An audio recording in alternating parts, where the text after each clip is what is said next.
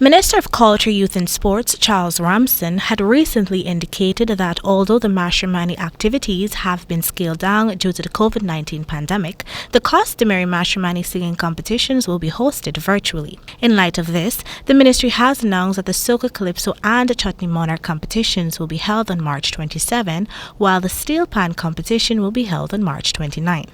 In a telephone interview with Mashramani coordinator Andrew Tyndall, it was conveyed that a restricted modality of the competitions will be utilized this year.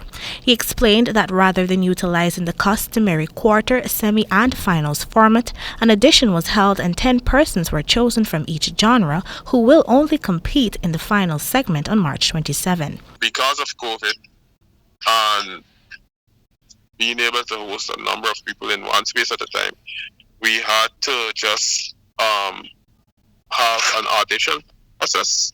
Usually, one of the key criteria of judging for the various competitions is crowd appeal. But with the absence of a crowd this year, it is expected that this component will be excluded. However, Tyndall explained that Guyanese will still be able to actively participate. Because normally, if we have a live competition where a crowd could come, you get points for a crowd response, right?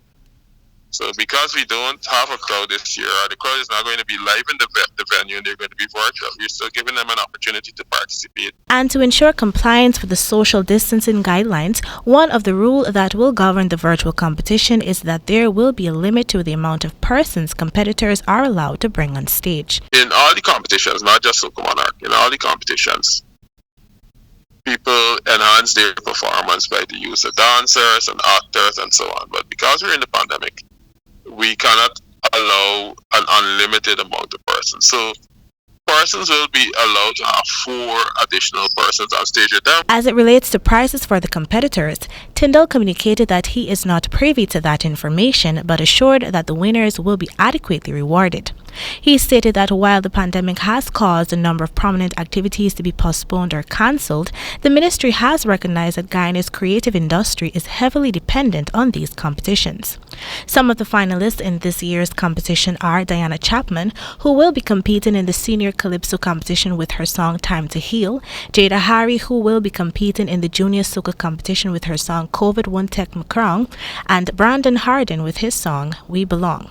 The competitions will be streamed live on the Ministry of Culture, Youth and Sports Facebook page, the Republic Jubilee Facebook page, as well as a number of local television networks. Reporting for the AGP Nightly News, Kendell Richmond.